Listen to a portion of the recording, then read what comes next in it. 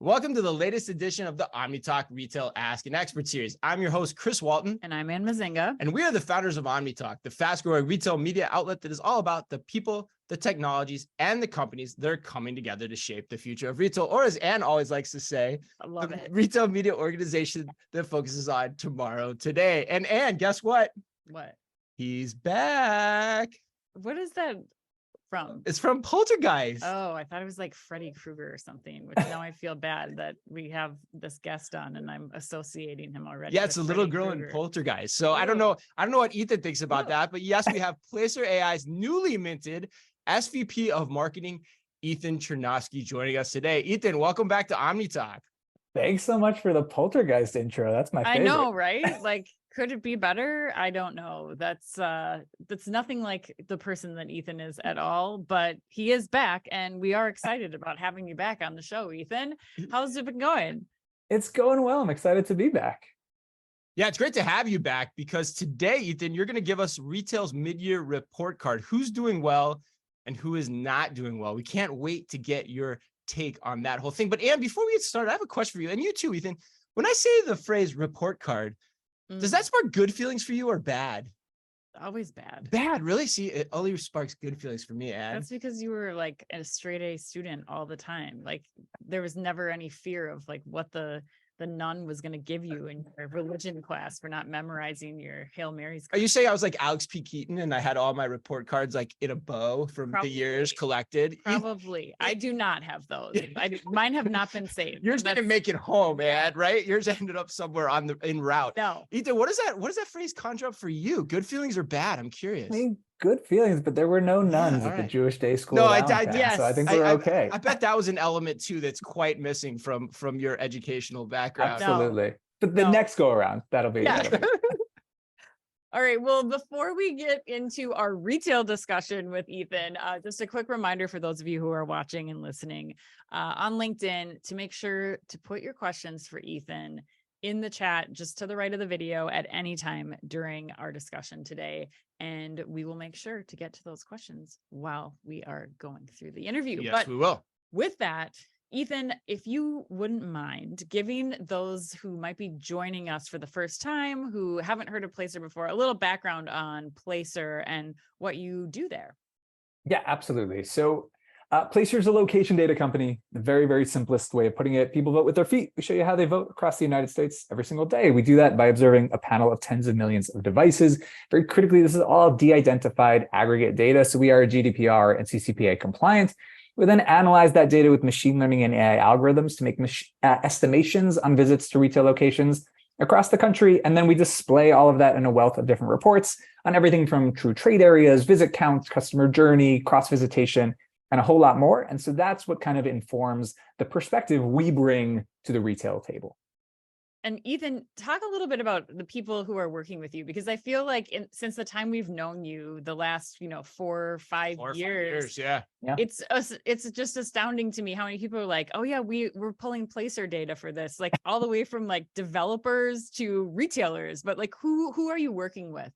So anyone who has what we like to say a stake in the physical world are kind of folks that we're working with. So I think when we first met, we had maybe a dozen or so, couple of dozen customers. We're now at 2,500 customers, everyone from major retailers, kind of landlords, brokers, civic organizations, CPG companies, anyone who's really trying to understand or has a stake in understanding what's actually happening in physical retail. Yeah, well. Yeah, and Ethan, that overview's gotten much better over the years too. I got to give you kudos for that, because what is this, the 4th or 5th time you've been on the show? I'm curious. I was trying to remember. I think it's got to be at least 4, but I do feel like the journey of Placer cannot be told without the journey of OmniTalk. I mean, we're kind of like we've been in this together. Linked at the hip for sure. All right, well, without further ado, let's get right to it. Let's hand out the grades, so to speak, the things that I used to love and was always fearful of, as we found out in the beginning. Which retailers or categories are you giving high marks to so far this year, Ethan?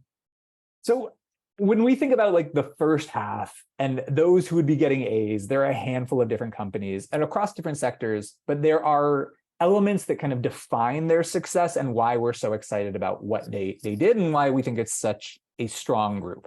So the first is kind of Lululemon, even throw in like Nike within that mix and other players within the athleisure space.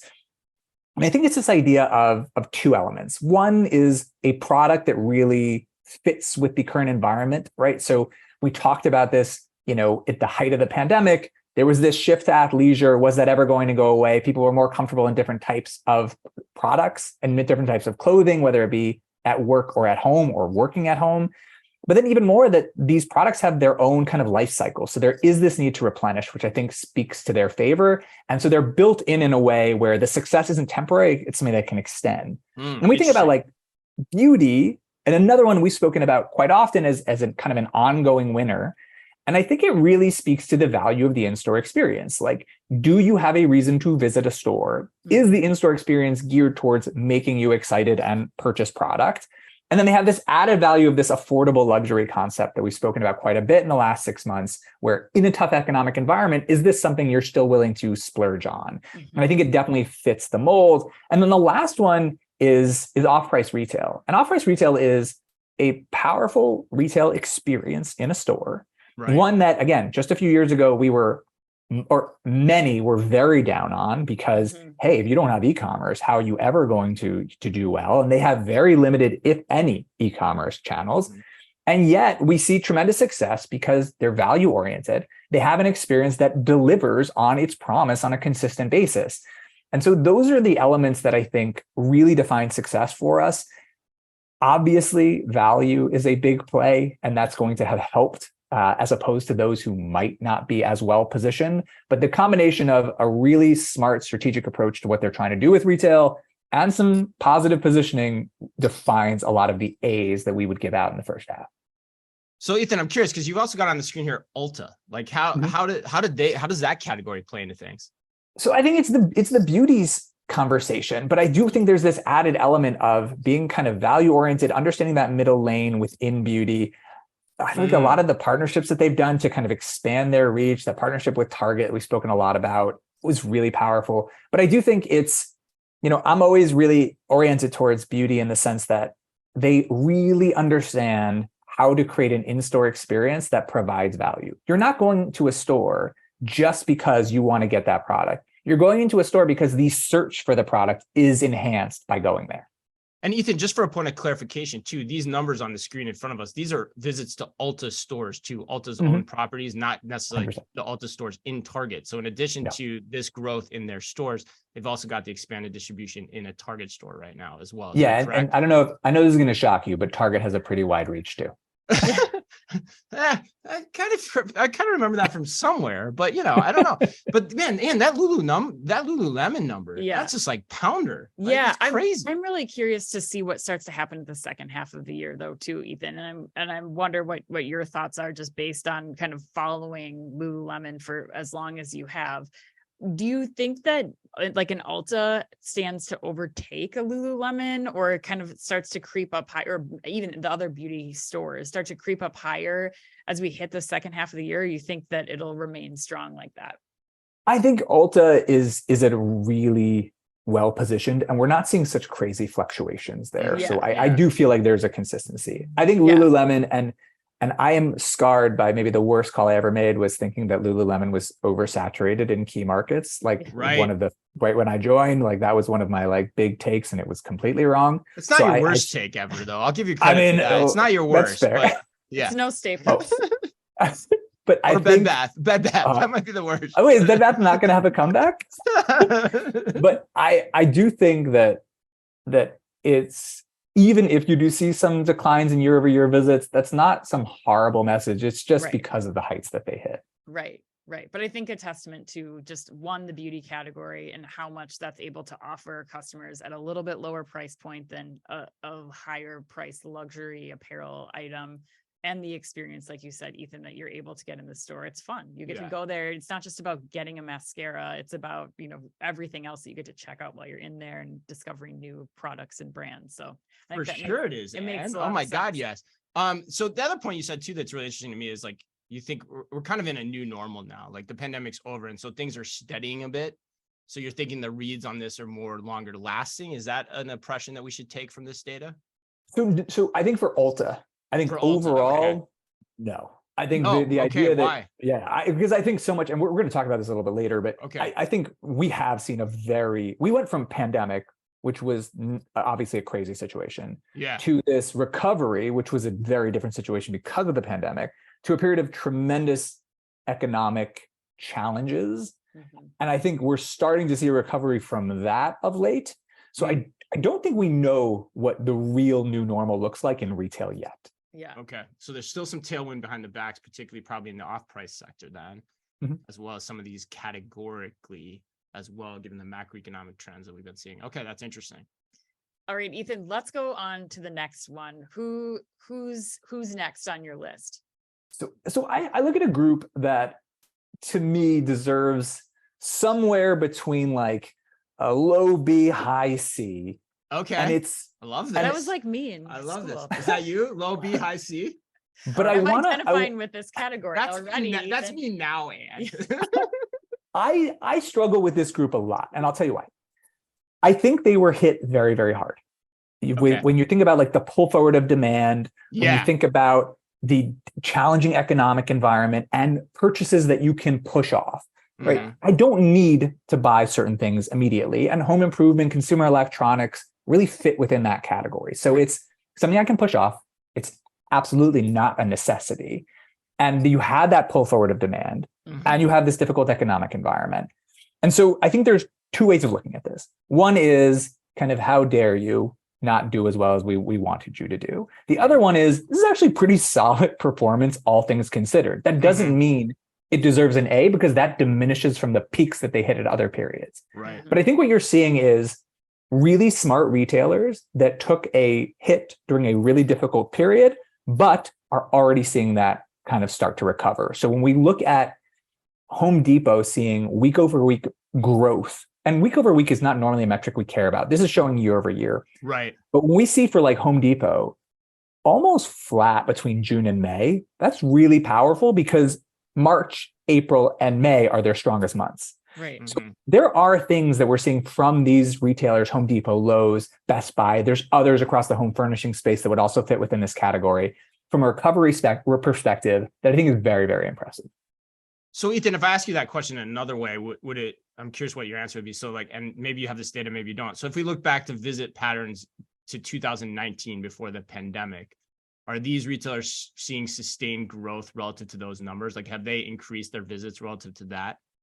In some cases, no. Like in some cases, they saw drops compared to even that pre-period in the last few months. But that is starting to really shrink, and we're seeing a much stronger situation for them now. And I think that goes extra because this isn't, especially when we think of home improvement, this isn't their strongest period. So that normal seasonality capped, where you do see kind of visits peaking.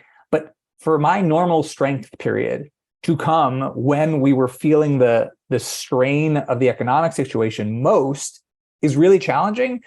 I think it's going to be a very interesting sector to watch if the recovery continues both year over year and compared to their peak period throughout the back to school season.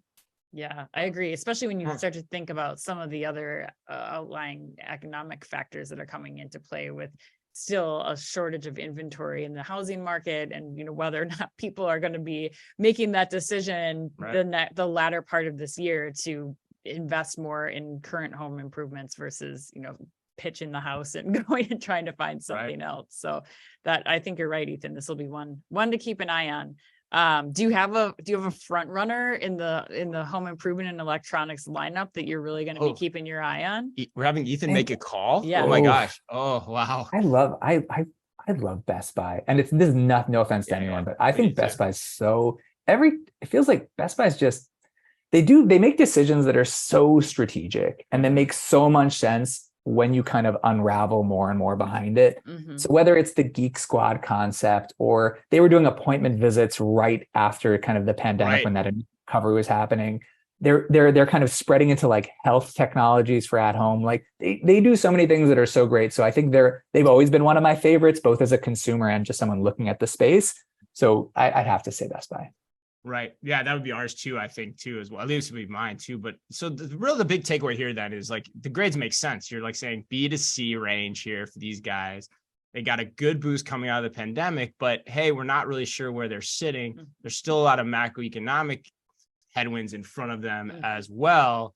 And there's still the push to e-commerce that's just naturally going to happen, and which was there prior to the pandemic as well. So where these guys go next is kind of up for debate. That's the big takeaway here, right? Am I paraphrasing that correctly? Sometimes your teacher hates you. You missed a really important week at school, and so you didn't do as well on the test as you would have liked. But not all is your fault. And so that's kind of that's how I look at this group.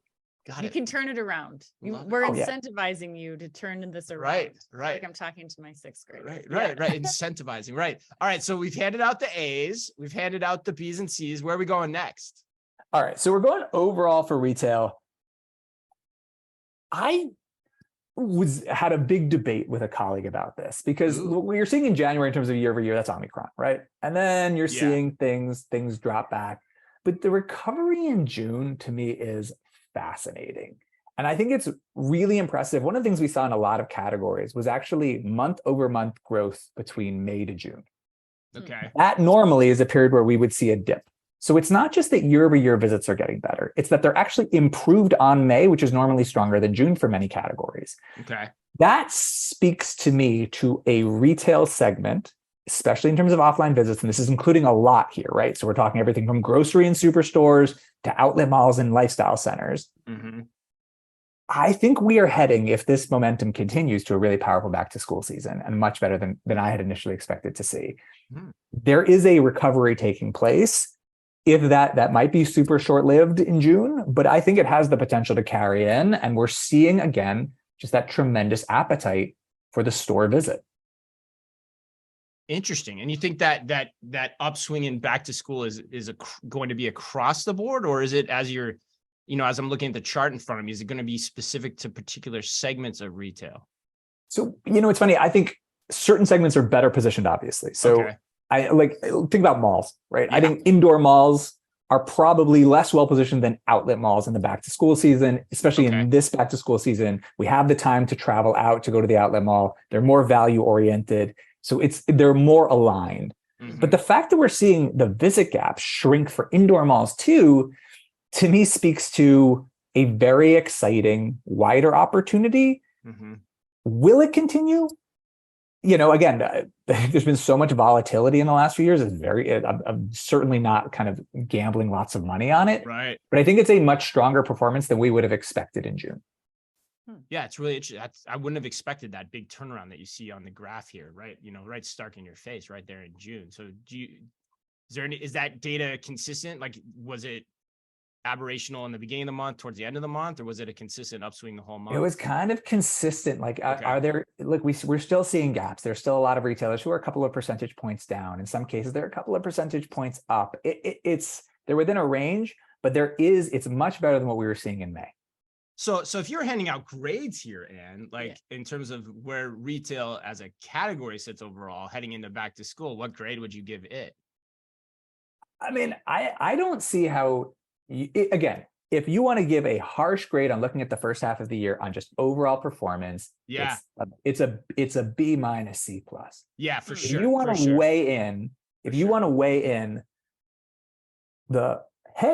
this thing's starting to turn it around. Then it's starting to I'm giving it a B minus with a note that said this would have been a C plus, but I saw the hard work you're putting in to improve. And this could be an A by the end of the year. A for effort. I feel like Ethan you were just pulling from all of these terrible memories from grade school of getting those comments in red pen on your paper about, come on, retail industry, get your stuff together. For sure. It's great though, because it gets me thinking too, last week, Walmart said for back to school, as an example, that they're going to keep their prices at the same level that they had last year, which I think is a bold marketing statement for them to make, which goes to the point too of what you're saying. Maybe there was some inflation noise in those numbers last year. And maybe as that's starting to decelerate, we'll start to see more back to school activity with more confidence in the purchasing power that people have. I mean, I have to imagine that's kind of an undertone to what you're saying, Ethan. Yeah, 100%. And I'm going to segue this one myself. That leads perfectly. Please take the mic, Ethan. Into the biggest A of all. This is the consumer. Biggest A of all. That's you, person listening, the consumer. Oh, What does that Why? mean? The biggest A of Why? all. It's First time the, I'm I don't know, getting yeah, right. It's the, I don't know what the opposite of a scarlet letter would be, like the good, Oh, right. positive scarlet letter. the It's good right? scarlet letter? Yeah, 'cause it's the same letter, Maybe. right? Depending on who you are, the scarlet letter We might not be started that off with bad. poltergeist. What did you I expect? know, you're right. Yeah, You're you right. went Hawthorne on us. I'm pretty impressed. All right, nice Raising the drop. bar. We're gonna end with Hemingway, but it's. I think we learned a lot about the consumer, and I think it runs counter to a lot of the expectations we had of the consumer in the past. Mhm. I think we learned that the consumer is very flexible. I think that we learned that the consumer is willing to shift around in order to make retail part of their life, and in-store or physical experiences part of their life. And that runs for restaurants as much as it runs for, or grocery as much as it runs for retail. I think we've learned that there was this concept that it takes 90 days to set a behavior. And if that behavior sets, it's here forever, right? That was kind of the big talk, especially think early 2020, mid 2020, that was our conversation. Yet here we are, and we're seeing how visits are performing incredibly well. We're seeing visit durations go up in periods where they're visiting less, they're making more substantial visits. We're seeing a rational, thoughtful consumer. So when we look at things like the return to office or kind of, migration patterns, we're seeing shifts from high income places to low income places, where our high cost of living, high housing costs to low housing costs. We're seeing that people with smaller families or no families are more likely to go to the office more than those with larger families, which tells us again that the decisions that the consumer is making are very rational and thoughtful, and yet they're still going to retail stores quite a bit, especially considering the difficult situation. And I think that speaks to a very powerful opportunity for physical retail specifically, and the role it plays in the wider omni-channel conversation. Ethan, I have a question about the last slide. So we saw grocery an uptick in grocery more than any other category in what we were just talking about in the rising stars. But how does that kind of come into play when you're looking at the hybrid work and changing behaviors, for this demographic? I mean, what is it about grocery that's making that pop over like a super center, which I would expect to be higher up on the list or rising more quickly? All of the above are benefiting from the shift. And it's because I think so much of the quality, not just the quantity of visits. So one of the things that we see in the data, and we've had it validated kind of when we talk to customers or players within the space, is that 10 a.m. is busier than it was before. 2 p.m. is busier than it was before.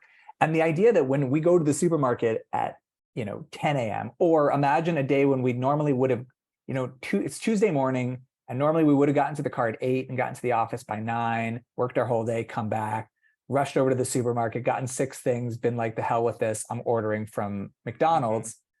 Instead, I have that day on Tuesday morning, and instead of driving to work at 8, I'm going to go to the supermarket. I'm going to shop there, and I'm less stressed, and I have less of a time crunch. And so I can make that visit more significant. I can look at my list more. I can think more about what I want to purchase. So I think this is creating opportunities in the grocery space, superstores as well. And I think that will be one of the lasting legacies, or it's when we think about what is really different about what will be our new normal. I think the flexibility is going to be a key part of that conversation. Wow. So I never thought about that before. So essentially what you're saying is like work from home is a good shift, because at the end of the day, it gives us more time as consumers. And with that extra time, we can shop more. We can do more commerce. I mean, is that my takeaway here, Ethan? Like I think I've never said that out loud. That's really interesting though. Like we should it gives us more flexibility to choose. Right. So imagine if I had to go, I used to go to the supermarket we used to see where we've seen shifts in visits are away from weekends and away from evenings. And so if I used to have to go to the supermarket on Saturday at 2 p.m., that was an hour or an hour and a half away from my weekend. I have that hour and a half back because I went at 2 on a Wednesday. I started work a little bit earlier to make up for that hour that I'm missing. But that flexibility creates lots of opportunity. Yeah, I can consume more. That's fascinating to think about. Oh, I love this. This is so good. All right, what do you got next? Let's keep us going here. So, all right. So I always like to throw something in there at the end here. So I'm curious where you're going to go next with this. Have to, right? So we have to go somewhere a little bit different. So I wanted to talk about kind of the changing retail map. and where we're seeing things shift. So I think there was a lot of expectation around, whether are the suburbs rising, or is urban shopping center rising? What about high streets? We're actually seeing all of them start to bounce back from where they were compared to a January 2019 baseline. And we use a baseline specifically here because the year over year can be a little bit trickier when we think about, those who have gotten really hard, so they see a larger jump, or those who were doing better, so they see a larger fall. But we see people starting to, all of these different elements starting to go back close to where they were in a very similar way, which tells us that this wider retail recovery is happening for wider retail, not just one specific group. It's not just the suburbs that are recovering, it's this wider recovery. The other element that I think is important is the shift of like where we're seeing retail hubs perform. So places like, New York might see visits down, San Jose, San Francisco have talked about quite a bit, even Miami seeing visits down. But it's because they're spreading to new places. So areas like Tampa are seeing visits up. We've seen Montana. We talked about like areas in the outskirts and like the suburbs, those towns over Raleigh, North Carolina, Austin, Texas. There is a spreading out of the wealth within the retail map. And I think one of the really interesting elements that we are hearing a lot when we talk with retailers is how audiences are moving, and therefore the shifts that are being necessitated in their real estate strategies and even their marketing strategies. Because the places I needed to be in 2018 to reach my audience are not necessarily the same places I need to be today. And I think a big question that is going to be asked is, well, imagine 7 years from now, it's 2030. And we're looking back and we're saying, which retailers are really on top of the hill and which ones are struggling? I think a lot of that decision is going to be dictated by who had their finger on the pulse of where their audience was and now is, and who was able to move quickly. And that makes sense. I think that part of that goes without saying. I'm curious though, too, as you look at some of these national numbers, like how do the differences start to compare as you look across retail? Like I could think for like what we've talked about today, for the most part, what you're saying makes sense. But as I think about like QSR and the impact that the work from home movement has had on that, does this data is it consistent across all those categories, or are there outliers like that, like the QSR space particularly? I'm curious your take on QSR. And certainly outliers, and there's outliers within QSR. I mean, granted, it's not a QSR restaurant, but look at Cava. Like, they just had this highly touted IPO. When we looked at their data, we saw really strong performance. The more we dug in, the more you kind of look at the strategic decisions they had made along the way, it was, hey, they're very oriented towards the suburbs. So the audience they're trying to reach is where they located stores. They're very oriented towards brands. They made that, forgive me for forgetting the name, but they had acquired another company. And instead of just having two different brands, they redesigned it all to be Cava locations. So you're connecting with it. I think there are certainly outliers across different spaces, but overall, there is definitely some wider trends that should be at least a starting point for research. So I know that things aren't what they were in the major cities. What does that mean for me? Maybe nothing, but I definitely need to take a look. Well, I think the Cava example is a really good one too, Ethan, because you're right. Like their strategy was hyper focused on going into the suburbs. But then I'm also curious what we'll see from you, especially like Chris is saying in the QSR space. Again, as we continue to see this migration to the suburbs for different day parts too, because I think that in the past, it was like the Paneras are hitting like a strong, the suburb Paneras are hitting like a strong on my way to work coffee or maybe a lunch break. But now, like with the Cava strategy, they're really pulling in, like, how do we be that dinner spot for families too? And starting to bring in, like you're saying, if I'm wrapping up work at 4 o'clock, am I going to get dinner at these places? Am I going to shop in different places? Am I using that as my time to pick things up at the end of the day? Have you talked to any retailers or QSR retailers who are seeing that kind of shift in day part as well as shift in location? Yeah, one of our favorite data points has been the uptick in the kind of 2, 3, 4 p.m. visit to a Starbucks, a Panera, a Dutch Bros, that compared to where it was pre-pandemic. That makes sense. And it's again, it's not like it was 1% and now it's 30%, but it is, these small but significant shifts are important. And they tell us that, hey, I've been working from home all day. And at a certain point, I got sick of staring at the walls of my own house and I went out for a coffee. And I think that those changes in behavior are huge opportunities. And I think, we were having a conversation with someone recently about a city that's getting hit really hard, San Francisco. We know that their visits are down. We know that their office occupancy is lower. We know that the return to office is struggling there more than other places. We also know that San Francisco had a bubble in terms of how expensive it was to be there, what office life was like. Is there the potential for a turnaround there where like younger people start moving into a city that used to be known as a cultural hub? Could that be part of a wider recovery? Yes, but it's about taking advantage and leaning into that opportunity. Yeah. Ethan, any other tidbits or like facts that you have to throw at us before we get you out of here? You always have something that usually surprises us. So I'm curious if you've got anything.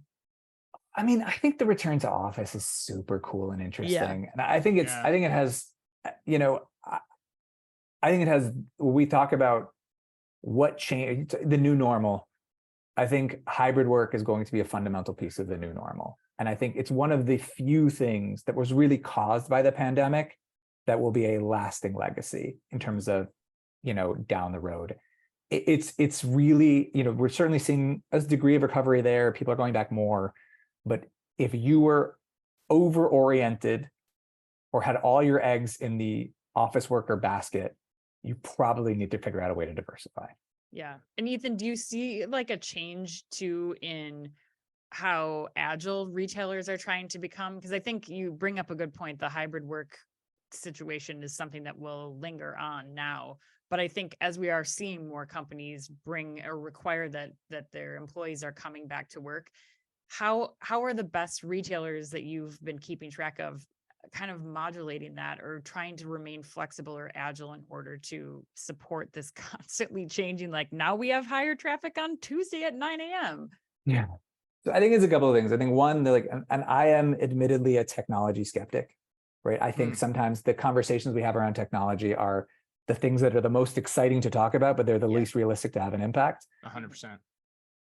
I love things like Target doing Starbucks as part of their BOPUS. Like, hey, you can get a coffee too. To me, that's a huge piece of like, are you doing make sense innovation? We talked about the appointment shopping for Best Buy. I think the other element of is the counter to that, which is, are you thinking about the future? Because if you're investing in certain technological infrastructure today, where the world adapts, you will be positioned to move to. So I think a lot of it is about make sense in the short term decisions, but then also investments so that you'll be able to continue to make those decisions and you'll be positioned to move where the consumer needs you to be.